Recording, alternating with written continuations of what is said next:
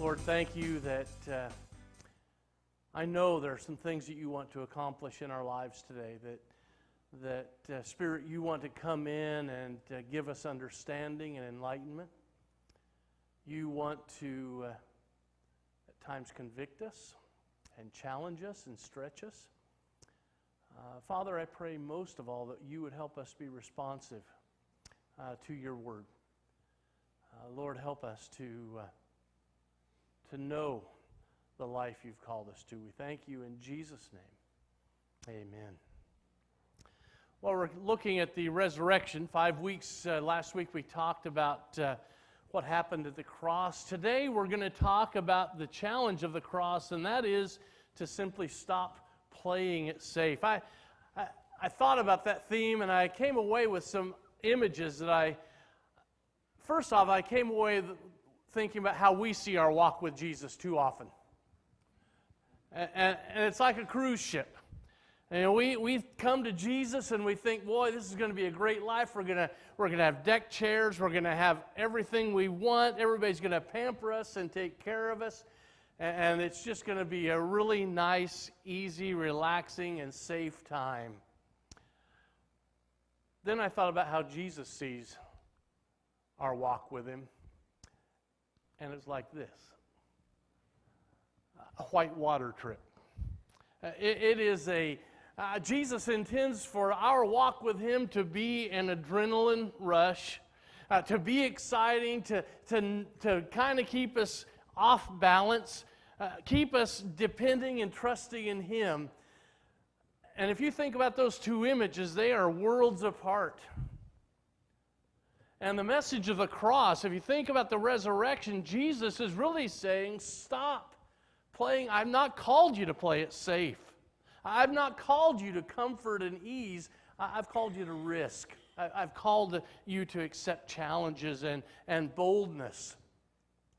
Now, I understand it's comfortable and it's tempting to want safety in our lives.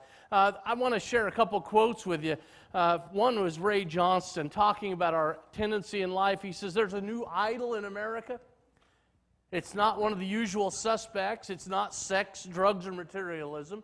The new idol is so powerful and pervasive that it can dominate our decisions and determine our destiny.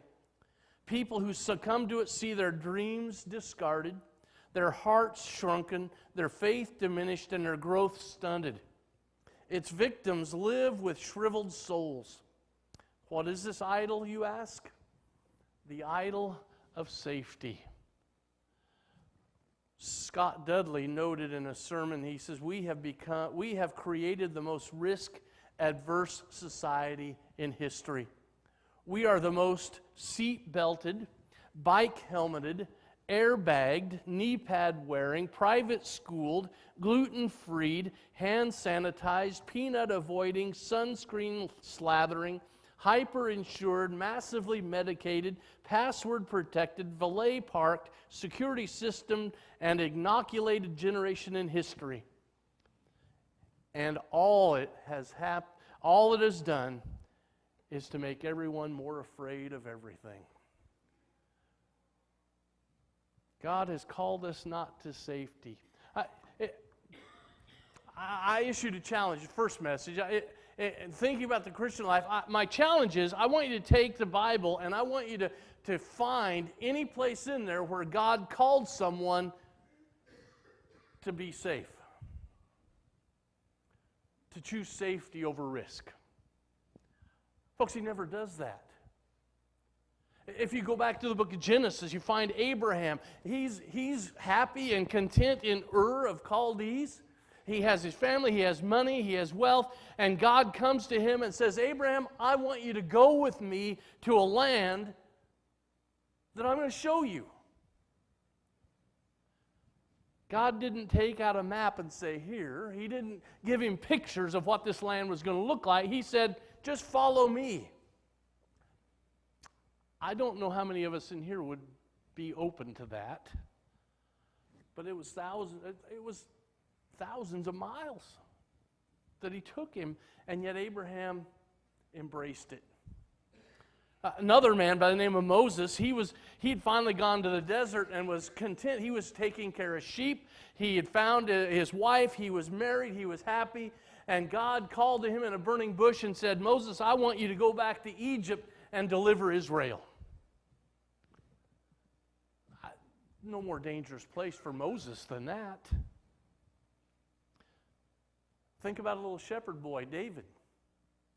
He went out to check on his brothers on a battlefield, saw a giant standing out and taunting Israel and mocking God, and God said to David, I want you to go out there and kill that guy. No safety there. Over and over again, if you go to 2 Corinthians chapter 11, Paul describes the journey. God called him, and God called him to go to the Gentiles and preach the message. In 2 Corinthians 11th chapter, Paul said, this is what my life has been. I've been shipwrecked, I've been flogged, I've been thrown in prison, I've been stoned and left for dead. Over and over and over again, Paul said, it's not been a picnic, but I would guarantee if Paul was here today, he'd say it's the best ride you ever had. God calls people to risk. Turn to Hebrews 11. Why are all those names identified in the book of Hebrews? Because they played it safe? I submit to you that those people got their name in the Faith Hall of Fame because they were willing to take a risk God set before them, not because they played it safe. It's nice to play it safe. I enjoy feeling safe and secure. But as Christ followers, that's not the call on our lives. There's a price tag attached. Playing it safe feels good. Feeling like you're secure, feeling like nothing can touch you, but it's a path that leads to stagnation. It's a path that leads to unrealized potential and unfulfilled dreams. Can you think of more tragic words in the English language than the phrase that says, if only?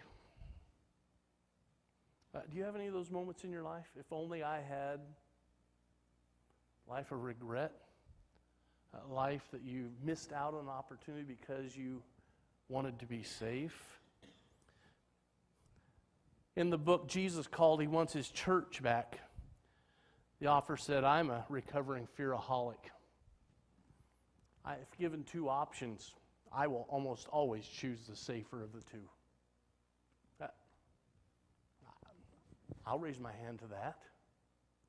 We want to be safe. But what happens when we choose safety in our walk with Jesus? There are some price tags that always are attached. And I want to share a few of them with you. Number one, when we choose to play it safe, our faith shrinks. You see, faith is like physical muscle. You want to know what happens when you don't exercise? Look at me. Muscle shrinks if it's not stretched and not stressed and not pushed beyond its limit. Faith is exactly the same way. If we don't stretch our faith, if we don't follow God in a place that requires us to trust Him more now than we do now, our faith will diminish and atrophy and grow weaker rather than stronger. It stunts our growth. Any gardeners here? When I started planting gardens, I guess I could say I was stupid, I guess. I'd plant my crop and I'd put my beans in, and I would go out every day watching for those seeds to start coming through the ground. And then when I'd start seeing them bumping through the soil, I would reach down and knock the dirt away. It's the worst thing you can do for a plant.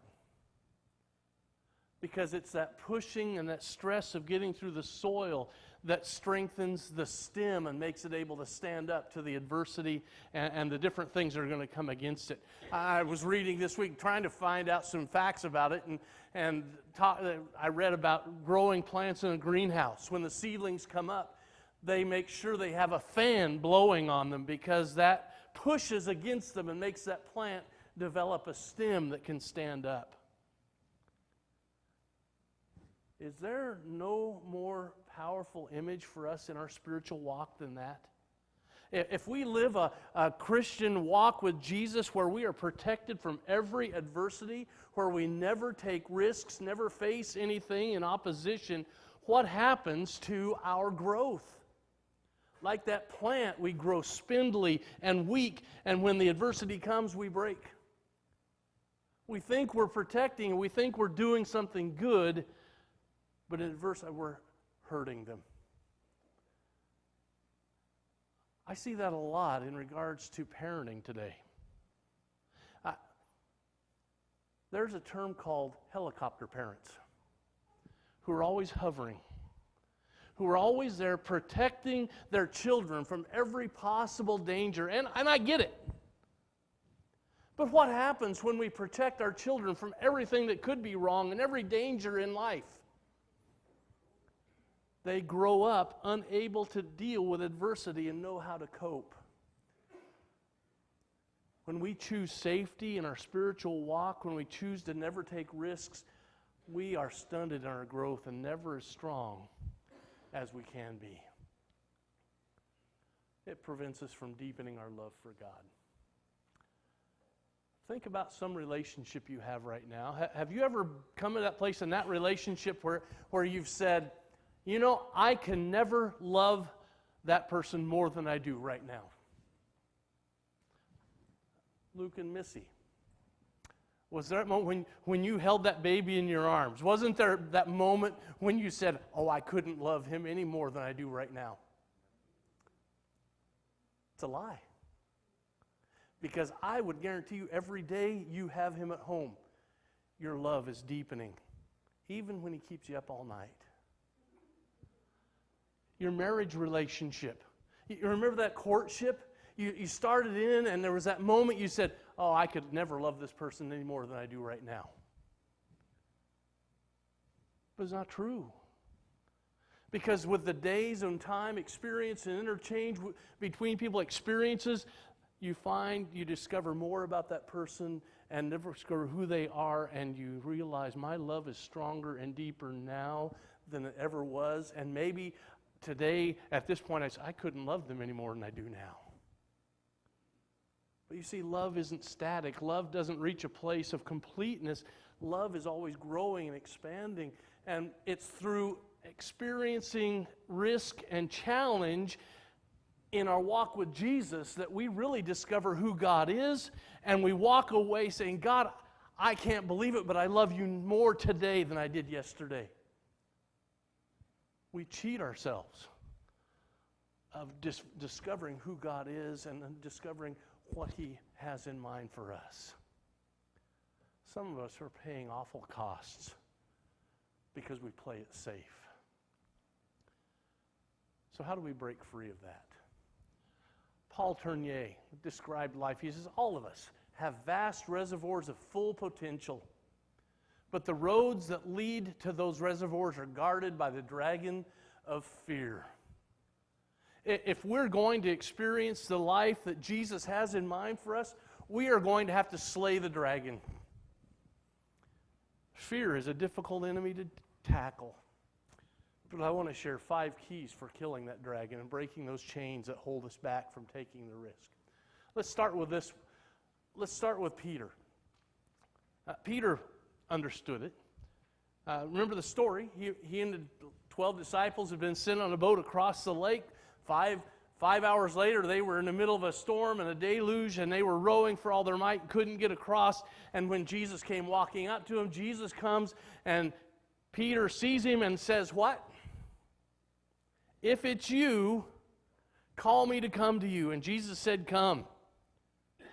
Now, I don't know about you, but most of the time when I hear a sermon preached about Peter walking on the water, I usually hear something about Peter's lack of faith and his failure to get to Jesus because he started looking at all the things around him.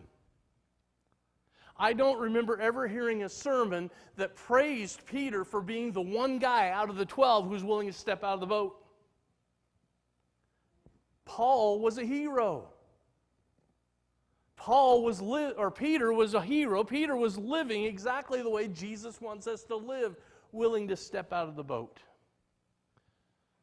So how do we get there? Because, folks, I'm a safety guy. I like feeling safe. I'm not a risk taker by nature. I have to tell you, when God came and said, I think we need 2 services at Willamina Christian Church, that wasn't a safety issue. A lot of risk. But if God calls me to it, I take the step. Scary. There's some Sundays I go home wondering if I know what I'm doing. But He called me to it. First key. First way to break free of fear is stop saying no just because it's scary. Has anybody ever said no because something frightened them? Here's pictures of ones that for me. Roller coasters. You would have to give me a massive dose of heroin or anesthesia and drag me onto a roller coaster to get me on, because they scare me to death. It's scary, so no. Dolores got me on one time.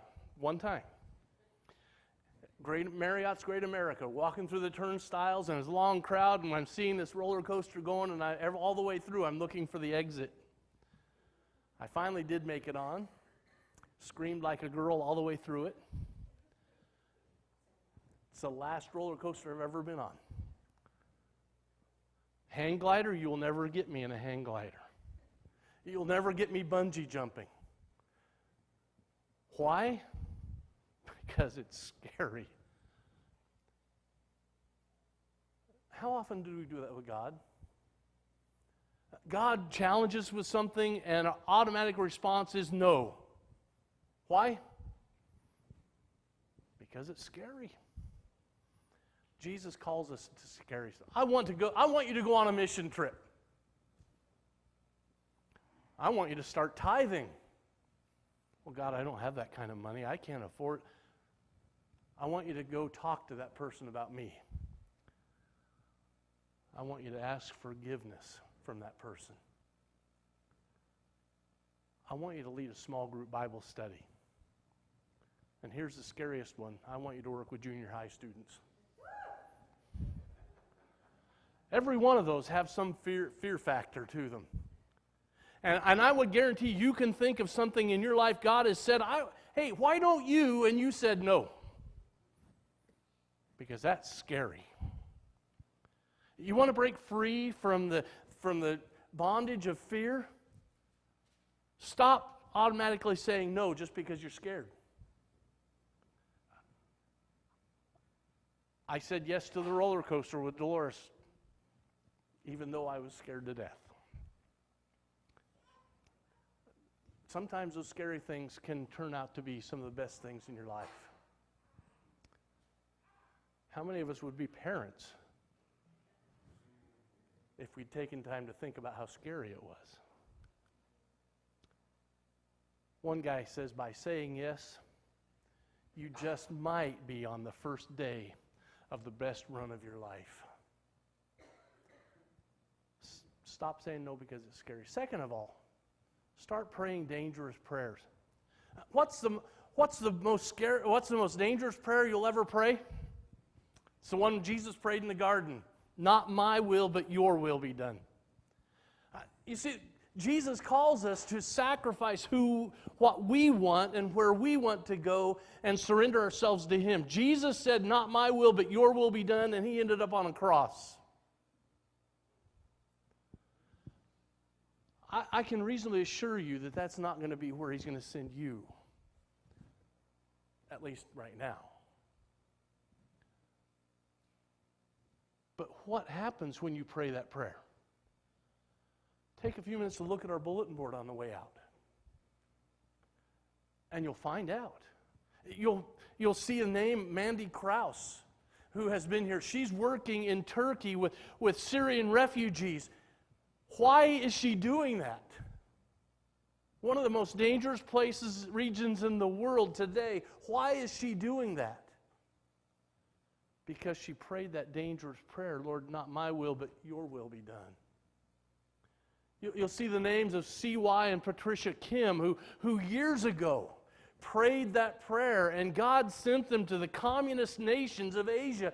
They are working in China and North Korea and Cambodia, some of the riskiest places for Christians to live.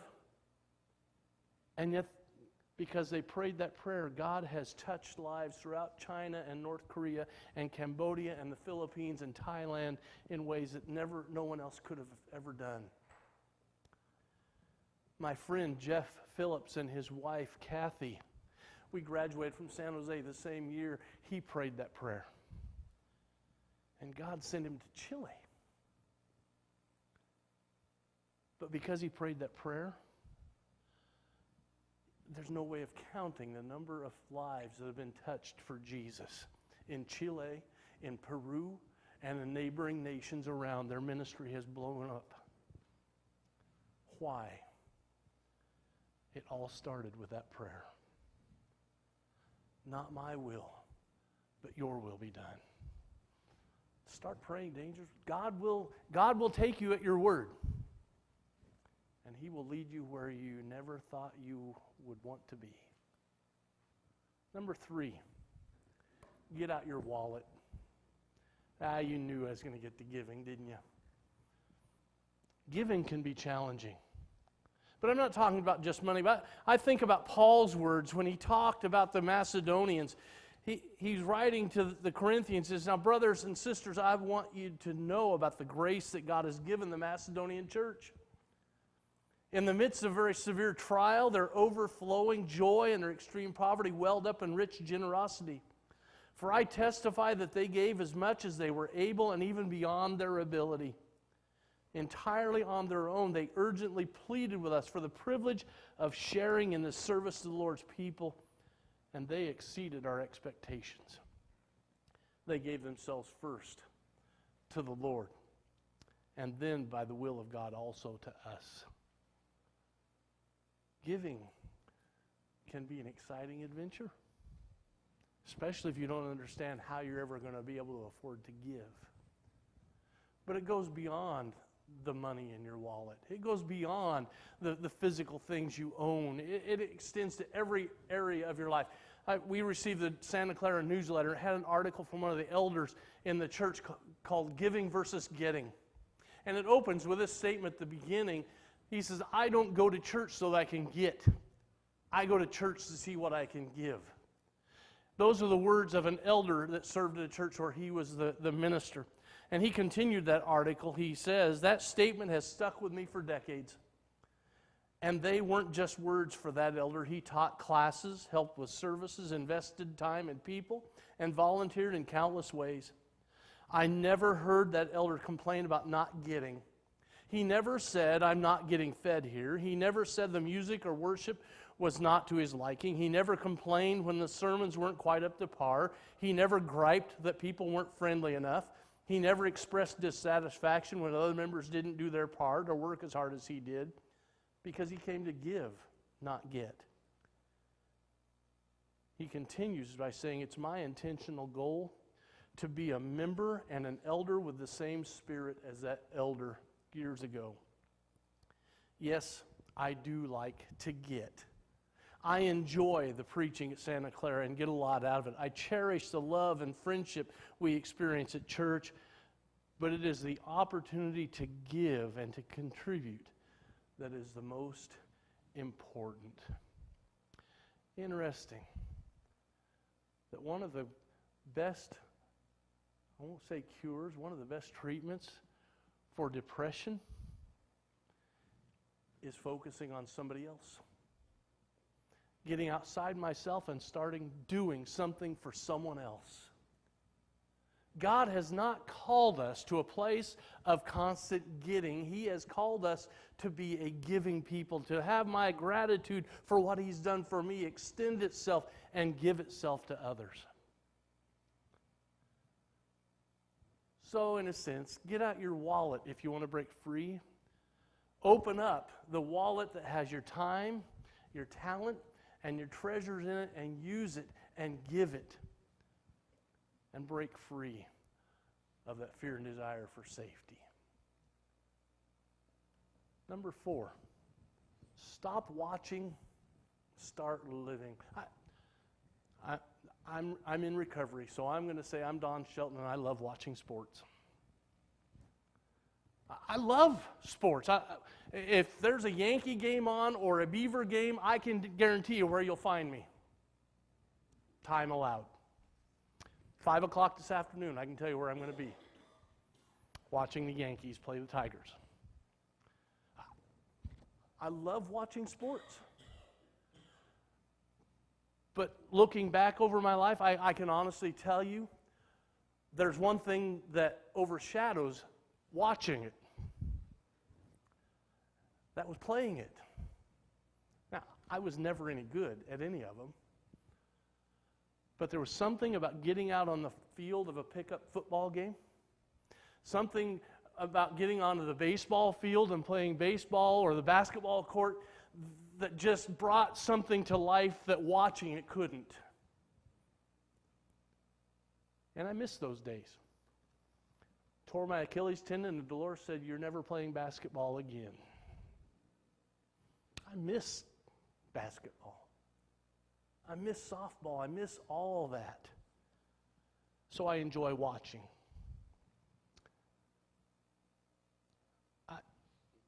One of the things that bothers me most about being a spectator, especially when I go to football games or baseball games, are those spectators in the stands who swear and cuss out the players on the field because anybody could make that throw. I don't know how many times I've bitten my tongue and not turned around and said, "Well, if that's true, why don't you go down there, put on the pads, and show this young kid how to do it with those 300-pound linemen who are trying to kill you?" It seems the spectators always seem to know more. And Dolores can tell you, I'm like that. I will sit there and yell at the TV. I will yell at the players because they don't know what they're doing. See, that's the thing about spectators. People who watch always know better and more than the people on the field or the coach walking the sidelines.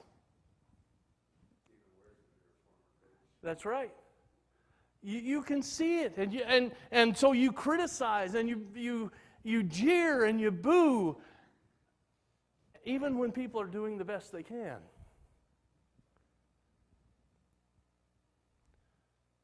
So they may frisk people for tomatoes. Same thing happens in the church, folks. The people who are not engaged, the people who are sitting back and along for the ride, who never get off the bench and into the game, those are the people, and I'm not talking just about here, but I'm talking about 30 years of ministry. Those people who aren't on the playing field are the ones who know how ministry ought to be done better than anybody else. They are the ones who criticize the most. They are the ones who send the notes the most. They're the ones, and you can fire me after the sermon, they're the ones who jeer because things aren't being done the way they think they ought to be done. Let me tell you, if you want some excitement in your life, get off the bench, get onto the field.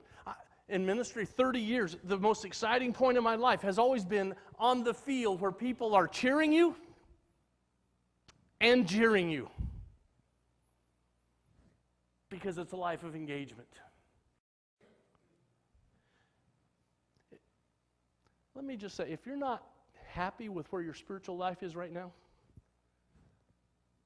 why not try getting off the bench and finding some place to serve? We have places. God has a place for you. And that's where you're going to find the excitement and the risk. Stop watching. Start playing. Start living. Then let's realize what's at stake. I asked this question at first service, nobody would answer me. So this is a question for you. Why does a fireman rush into a burning building? Because he realized somebody's life may be at stake. Why does a young man enlist in the military and go across the world and put himself on the line to fight an enemy? Because he realizes lives are at stake. Why does a policeman put on the uniform every day? Because he realizes something is at stake. When something is at stake, I can't sit back. Folks, that's true in the spiritual realm more powerfully than any other realm.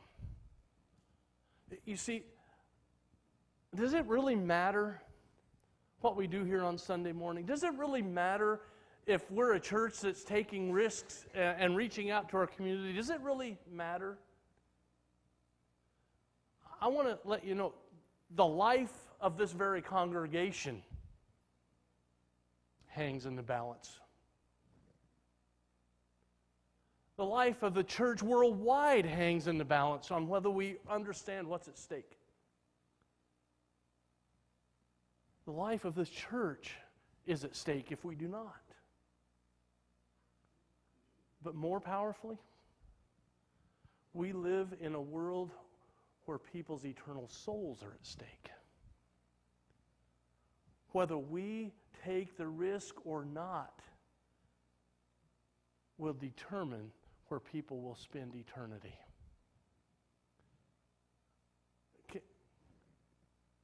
Can we sit back and watch that happen? Can we sit back and do nothing? This week I received a blog. I subscribed to a blog called The Church and Culture, and James Henry White wrote this week about the bystander effect. And he recounted this story from 1964. I know some of you are too young to remember it, but 1964, a young woman by the name of Karen Genovese was murdered in New York City. Tragic. But the greater tragedy was that 38 of her neighbors sat in their windows and watched for a half hour while this woman was brutally murdered and did nothing. No one picked up the phone to call the police. No one intervened and yelled or tried to stop it. Everyone let it happen. How does that happen? How is that possible? We're appalled, right? And by the way, that case really developed the 911 system. But James Henry White says scientists and psychologists have determined that there is a thing called the bystander effect. One's willingness to get involved and do something is dependent on how many others are witnessing the event. If there's a few people who are witnessing, it's more likely that someone's going to step up and do something. But with the more people involved, the more people who are seeing it, everyone has the tendency to say to themselves, somebody's going to do something. Isn't that kind of way, I'm really getting in trouble, isn't that the way the church works a lot? I can't tell you the number of people over 30 years who have come to me and said, Don, I really think the church ought to do, I see a real need for. But you know what happens when they usually say that? They attach the word somebody. We have a bystander effect. Churches hire preachers to come in and do the work so they can sit and watch. We sit and we see things that need to be done, and we say, somebody will do it, surely. And when it's somebody's responsibility, nobody does it. there are things at stake in this that we just need to understand and grab hold of. This whole bent to protection and safety, one man has described in a poem as the common cold of the soul. Listen to these words of the poem. He says, to sinful patterns of the behavior that never gets confronted or changed, abilities and gifts that are never get cultivated or deployed until weeks become months and months turn to years, and one day you're looking back on a life of deep, intimate, gut-wrenchingly honest conversations you never had, great bold prayers you never prayed, exhilarating risks you never took, sacrificial gifts you never offered, lives you never touched, and you're sitting in a recliner with a shriveled soul and forgotten dreams. And you realize there was a world of desperate need and a great God calling you to be part of something bigger than yourself. You see the person you could have become, but did not. You never followed your calling. You never got out of the boat. Jesus calls us to stop playing it safe. Jesus will call us to stretch us and strain us and stress us. And that's all about the life He said, I came to give you. John 10:10, I've come that you might have life and have it to the full. You see, a life without risk isn't really life. You want life in your walk with Jesus? Then step out of the boat. Today's an opportunity. Today Jesus is calling, and most of us can think of something He's calling us to do. Something He has set before us. Maybe it's a neighbor next door who just needs a loving word spoken to. Maybe it's someone we need to sit down and talk to about Jesus. Maybe it's somebody we need to talk to about a broken relationship. But God is calling us to take the risk. And it's in taking that risk that life is really found. I told first service that the last year or year and a half, I realized something about myself. At 62 years of age, I was 61 then, I realized I had lapsed into the coast to the finish line. That retirement's coming. And I just need to hang on for a little longer and get there. And you know what I realized? I wasn't really living. There's no excitement in that. There's no adventure in that. And so about a year ago, it was my decision, I'm going to find a way to make this more exciting. To make sure I don't just coast into the finish line. That's kind of what the 24 to double thing is. It's helping me and it's challenging me to see things differently, to look at it differently, and to find a way to approach things in a unique way. And I want to begin praying that prayer, your will be done. Lead me, show me what you want me to do. What is it that God may be setting before you today? You know, I look around the room, most of us have made that decision for Jesus, and that's one of the most risky moves you'll ever take in your life. As someone who needs Jesus and say, okay, I'm going to step out and I'm going to leave my life behind and I'm going to embrace His, that's scary. But I would guarantee every one of us have something that God's challenging us to that scares the wits out of us. And that's exactly where He wants you. I wonder today if there's one who would embrace that challenge and stop playing it safe. Lord, thank you. Thank you for the challenges. Thank you for the example. Jesus, you lived on the edge of risk every moment of your earthly life. You were willing to embrace the mission. And Lord, I know from a human perspective, there must have been times you were scared,